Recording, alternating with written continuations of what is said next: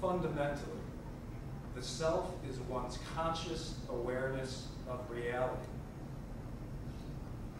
By conscious awareness, I mean the thing in each of us that perceives, focuses, pays attention, concentrates, evaluates, judges, and chooses. In a word, it's you. You perceive reality. Focus on it, evaluate it, and make choices. Now, by reality, I mean the totality of that which exists. More specifically, reality has two domains: internal reality and external reality. Starting with the second first, by external reality, I mean all the existence outside of oneself, all the people and objects, their interactions with each other and oneself. And then by internal reality, I mean the total of one's thoughts, memories, emotions, knowledge, and cognitive processes. So again, oneself is fundamentally one's conscious awareness of reality, either external reality or internal reality. Now, this being said, there are different levels of consciousness. The first and most basic is the sensory perceptual level of consciousness. And this level refers to the automatic processing by the brain of the material of reality we take in through our sensory perceptual mechanisms.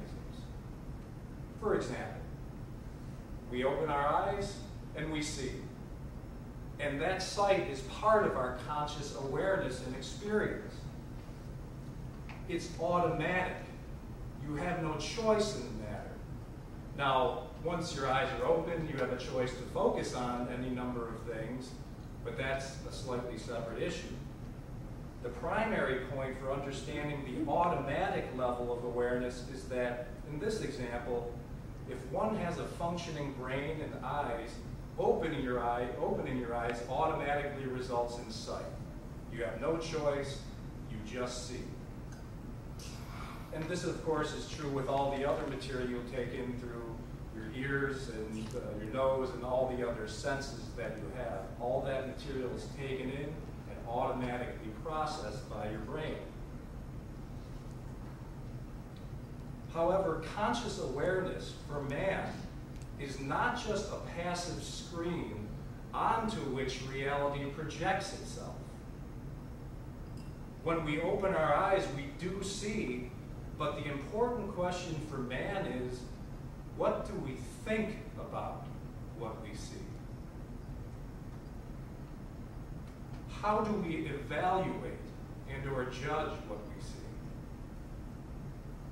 What conclusions do we form? What principles do we hold? What do we feel emotionally about what we see?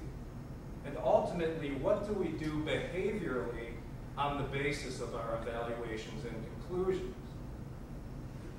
So put differently, man's consciousness is not restricted to the perceptual level.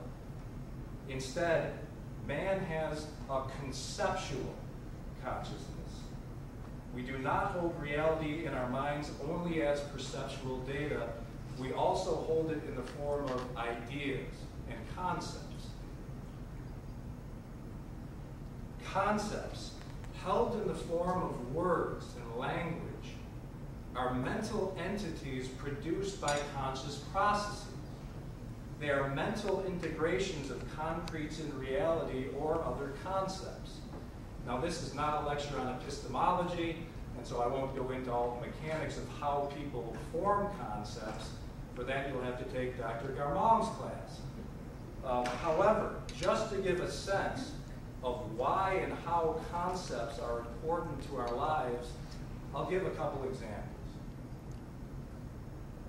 If I look at someone in the audience, my consciousness does not say, in effect, foot, leg, hip, stomach, shoulder, head. Instead, it says person. And if I look at the group as a whole, I don't say, or my consciousness does not say, person 1, person 2, person 3, person 4. It says audience.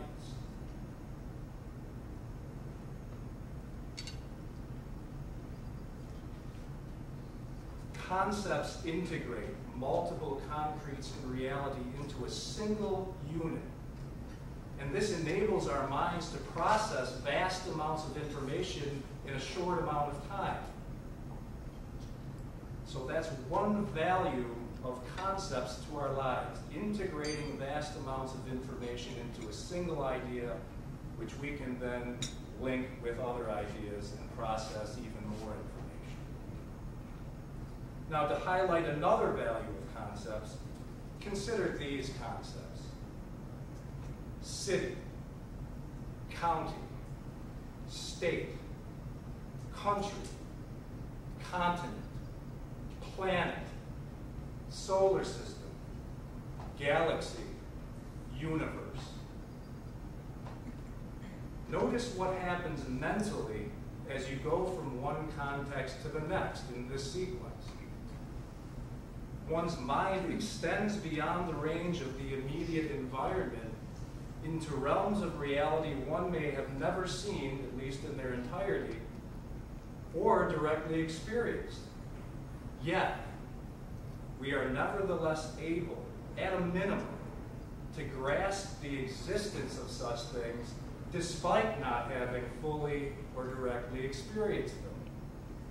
In other words, we just traveled, mentally anyway, from South Boston, Virginia, to the outer reaches of space with just 9 concepts. Concepts serve as integrators of vast amounts of information and enable us to gain knowledge and expand our awareness of reality beyond the range of our immediate environments. This is one of the fundamental psychological values of concepts generally. Concepts not only tell us what is, but therefore what is possible. Knowing conceptually that there are other places to go, people to meet, and things to do indicates the possibility of going somewhere, meeting someone, and doing something. In this sense, and in a very real way, concepts show us possibilities. Now, this idea will be revisited a bit later on in the talk, so hold it in the periphery of your mind as we move on.